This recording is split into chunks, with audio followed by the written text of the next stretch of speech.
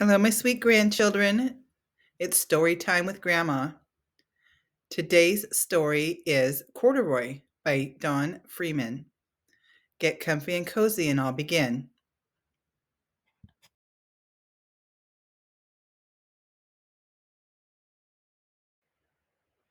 Corduroy is a bear who once lived in the toy department of a big store. Day after day, he waited with all the other animals and dolls for somebody to come along and take him home. The store was always filled with shoppers buying all sorts of things, but no one ever seemed to want a small bear in green overalls.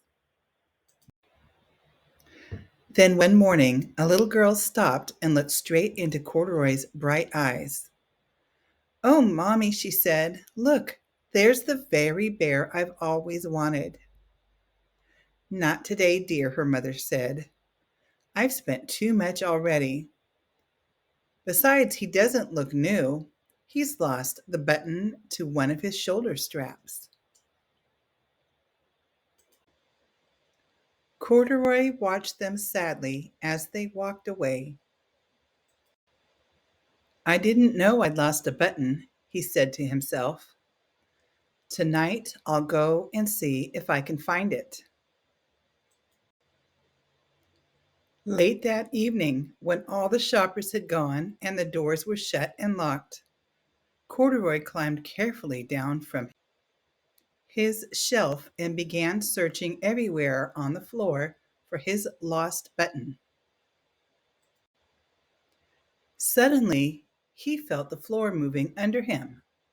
Quite by accident, he had stepped onto an escalator, and up he went. Could this be a mountain? He wondered. I think I've always wanted to climb a mountain. He stepped off the escalator as it reached the next floor, and there before his eyes was the most amazing sight. Tables and chairs and lamps and sofas and rows of beds. "This must be a palace," Corduroy gasped. "I guess I've always wanted to live in a palace."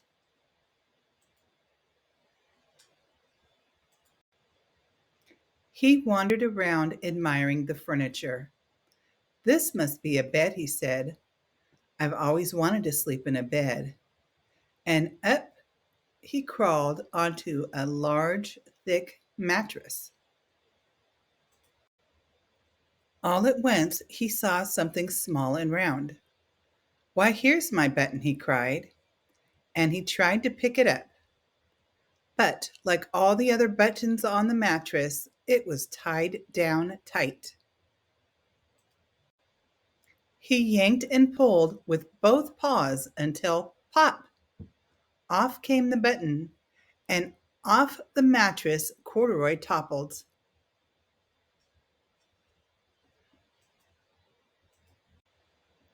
Bang! Into a tall floor lamp. Over it fell with a crash. Corduroy didn't know it, but there was someone else awake at the store. The night watchman was going his rounds on the floor above.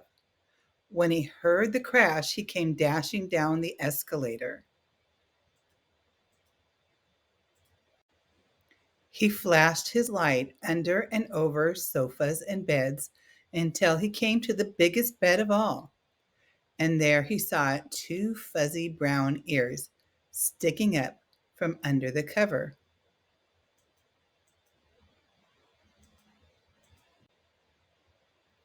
"Hello," he said. "How did you get upstairs?"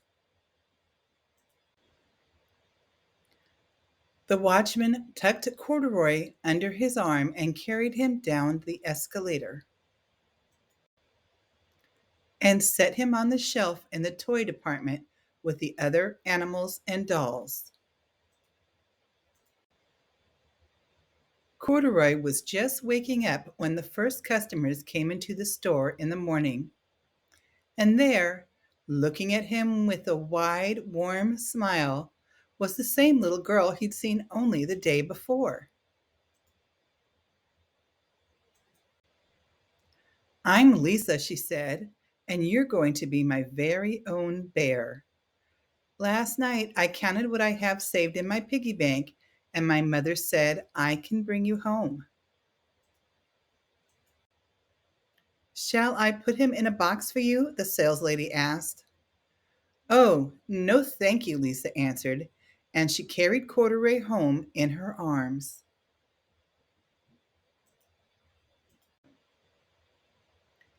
She ran all the way up 4 flights of stairs into her family's apartment and straight to her own room. Corduroy blinked. There was a chair and a chest of drawers, and alongside a girl-sized bed stood a little bed, just the right size for him. The room was small, nothing like that enormous palace at the department store. "This must be home," he said. "I know I've always wanted a home." Lisa sat down with Corduroy on her lap and began to sew a button on his overalls. "I like you the way you are," she said, "but you'll be more comfortable with your shoulders strapped fastened." "You must be a friend," said Corduroy. "I've always wanted a friend." "Me too," said Lisa, and she gave him a big hug. And that's the end. I hope you enjoyed this story. I can't wait for our next story time together. Grandma loves you.